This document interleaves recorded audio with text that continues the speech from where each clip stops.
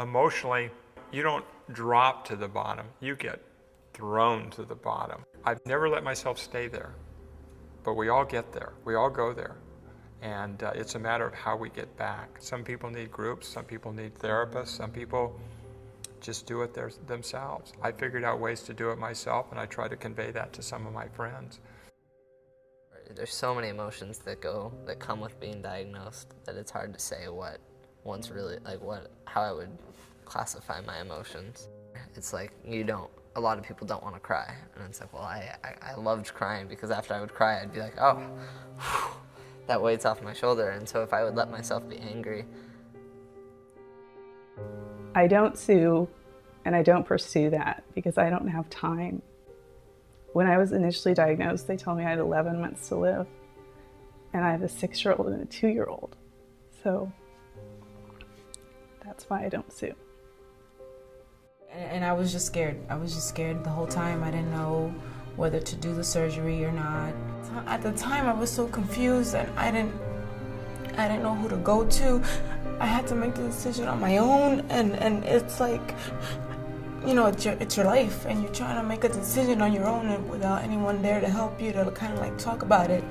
So it's a tough situation at the time.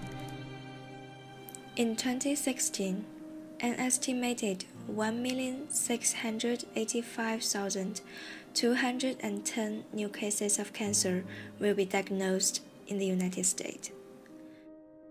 About 39.6% of men and women will be diagnosed with cancer of any site at some points during their lifetime. Once being diagnosed, the whole cancer journey begins. As cancer patients, there are 5 stages they need to experience: being diagnosed, making treatment decisions, getting treatment, end of active treatment, and potentially having recurrence. Then, searching for the meaning of life. At the beginning of this journey, receiving a diagnosis of cancer is a traumatic experience that changes patients' life and may trigger the emotional turbulence. Patients may feel shock, disbelief, fear, anxiety, guilt, sadness, grief, depression, anger, and more. The psychological and emotional stress has influence on symptom perception, treatment outcomes, and the quality of life. About 20 to 40% of cancer patients have reported significant levels of depressive mood and anxiety. And these patients typically have reported higher frequency and severity of clinical symptoms, including pain, fatigue, poor appetite, and sleep disturbance. In animal model of cancer, stress responds to decrease the efficacy of or resistance to chemotherapeutic agent.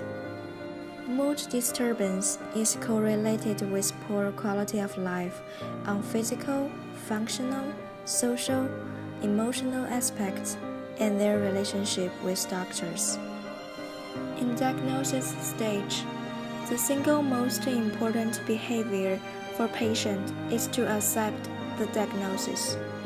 So the aim for my intervention is supporting cancer patients to go through the emotional turbulence and accept the diagnosis. For the next few months, I will try to find the answer about what factors affect the emotional turbulence, what emotions the patient would have, and what ways to deal with it. I will get in touch with cancer support groups, interview as many cancer patients and cancer survivors as I can. At the same time, I also need to get in touch with oncologists, psycho-oncologists, and social workers to help me fill in the gap which I might miss in my knowledge background. My name is Wen. I would love to hear any thoughts from you. Thanks for watching.